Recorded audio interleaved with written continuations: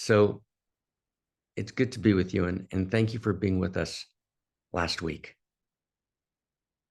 We're in the middle of a moment of unbearable intimacy. And it's the unbearable intimacy of being right close up in the face of unimaginable tragedy. This is what's happening in Israel, in Gaza, in these days. But that tragedy is compounded and originally caused by the way the stories are told about it.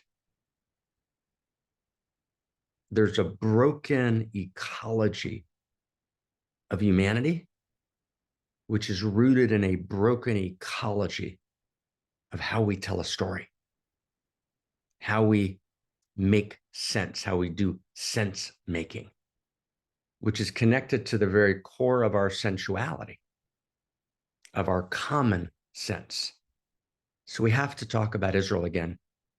We were in the middle of the third meeting telling a story, or more accurately, we were analyzing a story that became very, very popular in culture, which was the story of Barbie and Ken, which is not a light story. It's about, is there Barbie and Ken in the world? Is there a love story?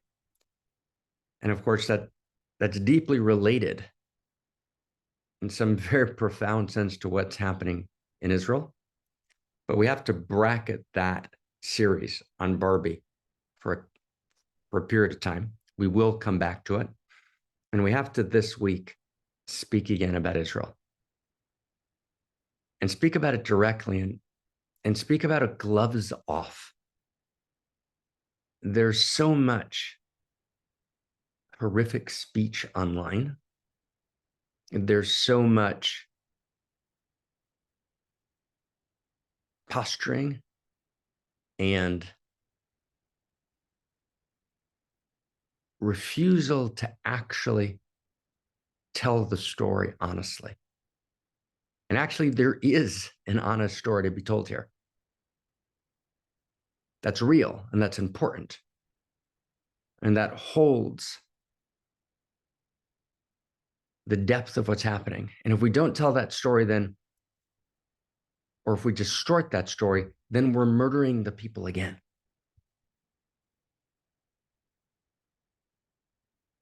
And there are unbearable choices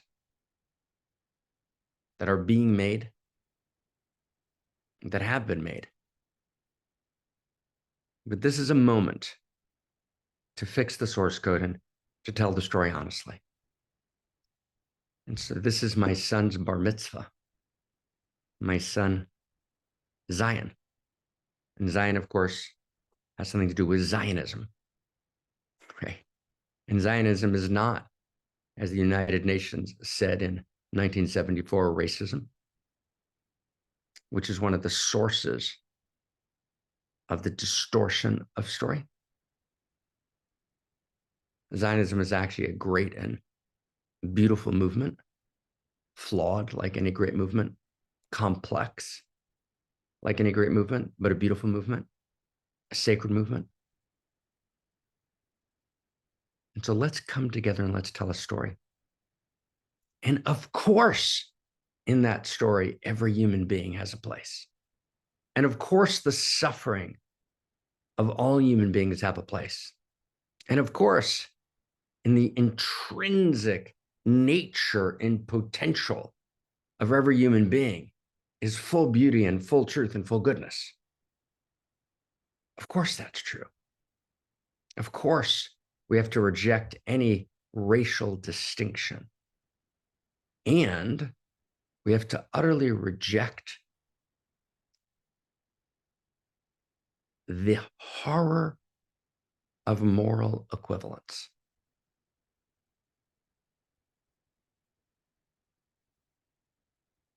The horror of moral equivalence, because if we start morally equivocating, if we can't distinguish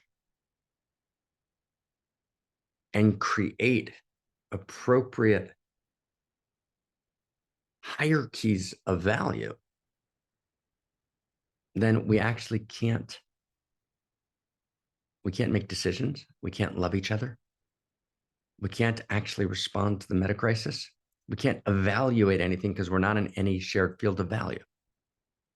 So we're going to go deep into this, and we're actually going to go to the beginning. I want to do a special conversation with you. I'm going to do it from my son's Bar Mitzvah. I have not yet told his mother this yet. So if you see this online before I get a chance to tell Mariana, well, give me a chance. I'm going to have to just maybe step out of the Bar Mitzvah just for an hour.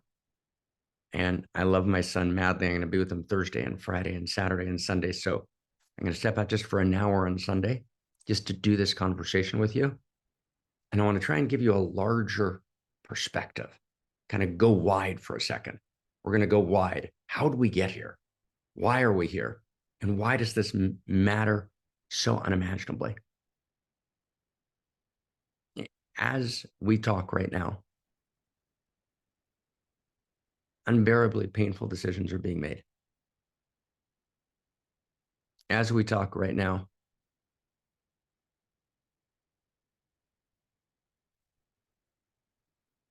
one can only cry.